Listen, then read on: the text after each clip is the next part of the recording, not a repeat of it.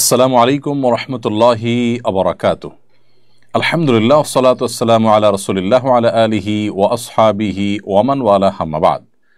সুপ্রিয় দর্শক শ্রোতা ভাই বোন, দেশ কিংবা প্রবাস যে যেখান থেকে দেখছেন, আপনাদের সকলকে সাদর আমন্ত্রণ জানাই। বিয়ে করার ক্ষেত্রে কোনটার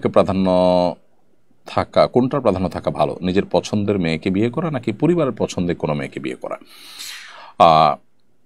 এটা আসলে প্রশ্নটি এভাবে না করে আমরা এভাবে বলতে পারি বা এভাবে বলা উচিত যে আমরা বিবাহ করার ক্ষেত্রে কি দেখে বিবাহ করব। কারণ নবী করিম সাল্লাল্লাহু আলাইহি ওয়াসাল্লাম এ বিষয়ে যে হাদিস বলেছেন সেটা অনেকটা এরকম যে বিভিন্ন কিছু দেখে তো মানুষকে বিবাহ করে, চারটি বিষয় দেখে সাধারণত বিবাহ করা হয়। ফাজফার বিজাতির দিন, তোমরা ধার্মিকতা দেখে বিবাহ করে বিবাহে তুমি জয়ী হওয়ার চেষ্টা করো বা জেতার চেষ্টা করো, সফল হওয়ার চেষ্টা করো।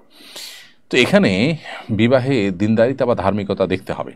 নিজের পছন্দের মেয়েটা যদি ধার্মিক বেশি হয়, পরিবারের পছন্দের মেয়েটা ধার্মিক কম হয়, তাহলে সেক্ষেত্রে নিজের পছন্দকে প্রাধান্য দিবেন। আর যদি পরিবারের পছন্দের মেয়েটা বেশি ধার্মিক হয়, দিনদার হয় নিজের পছন্দের মেয়ের চাইতে, তাহলে সেটাকে প্রাধান্য দিবেন।